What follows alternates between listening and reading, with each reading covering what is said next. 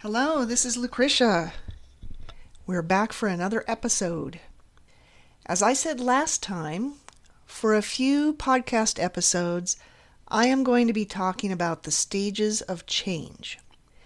This is important because if you know what stage you or someone else is in, you can know how to better approach the situation. The stages of change come from a very large research study conducted by Prochaska and Diclemente. The resulting book is called Changing for Good.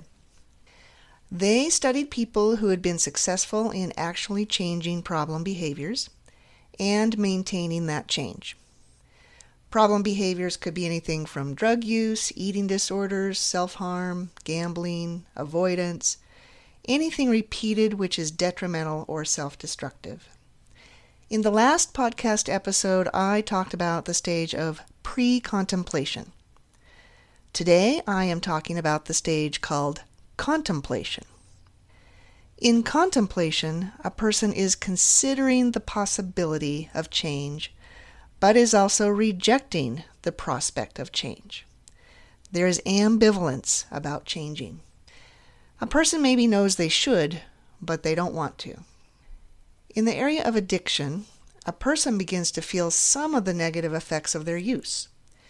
They are aware of the tensions in their relationships due to their using. Work or school attendance and quality start slipping.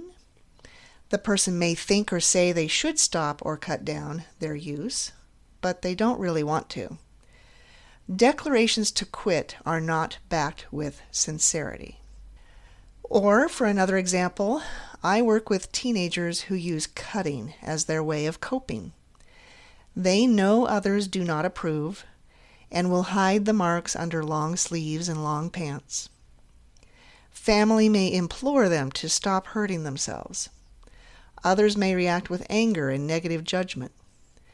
The teens I see have been admitted to the hospital because they are hurting themselves. Everything about being in the hospital is about stopping and preventing self-harm. Some teens will say they know others want them to stop, but they don't want to. And at least they are being honest. One reason frequently given is that other coping skills do not give the same release. What parents and hospital workers may not understand is that this person is in the stage of contemplation, which means they are not yet ready to change. Trying to force them to change isn't likely to work. During the contemplation stage, a person will do things to lessen the discomfort of the negative aspects of their problem behavior. Many of us engage in complaining. It's very common.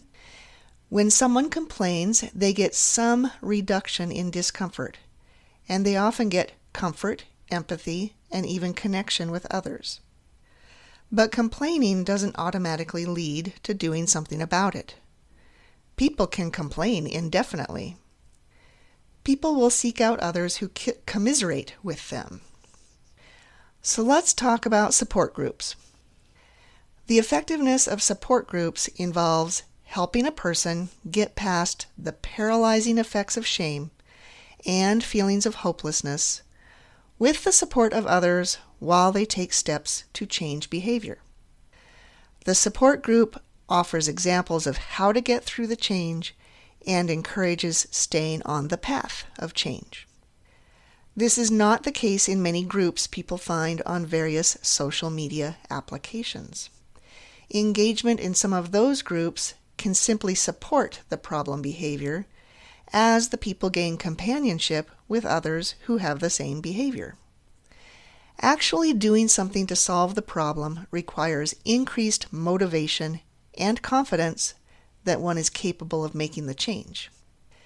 People can get stuck in contemplation as they just keep thinking about making a change. If someone pressures them into trying to change, they make a half-hearted attempt which doesn't get results, then they can say it doesn't work for them. Pushing someone to change when they are not in the right stage of change can increase feelings of being ineffective and hopeless. During contemplation, awareness of the problem can increase, and this is more effective if done on an emotional level. The emotion to increase is anguish related to the problem behavior. This can be done while watching heart-wrenching movies or having something tangible bring the message home, such as a child pulling away. Or the person can imagine the dire outcome of continuing their problem behavior. The person needs to feel the negatives associated with continuing. Now, this does not mean using scare tactics, which are often exaggerated or extreme, and the person can react defensively and say that that is far from their own situation.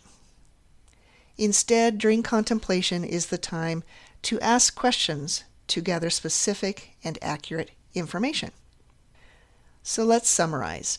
In the stage of contemplation, there is ambivalence about changing. The person is starting to see the problem but doesn't want to change just yet. The person will take steps to lessen their discomfort even though they aren't facilitating change. And instead, the person needs to feel the discomfort of their behavior and learn more about it. Going forward this week, you might search for a documentary or a biography about someone who struggled with the same issue you are experiencing. Your goal is to have your empathy aroused and to be able to put yourself in their shoes. Their painful experience will touch you and help increase your motivation to change. Also, journal about how the problem is currently harming your life experience and imagine how bad it could get for you. Look for your personal reason for not wanting it to get that bad. And keep a record measuring your frequency or intensity or amount of engaging in the behavior you want to change so that you are seeing it clearly. If you are liking this podcast and you want access to more community, then join my Facebook group, Strategies for Managing Overwhelming Thoughts and Emotions. And be sure to check for the next podcast episode. Until next time, be well.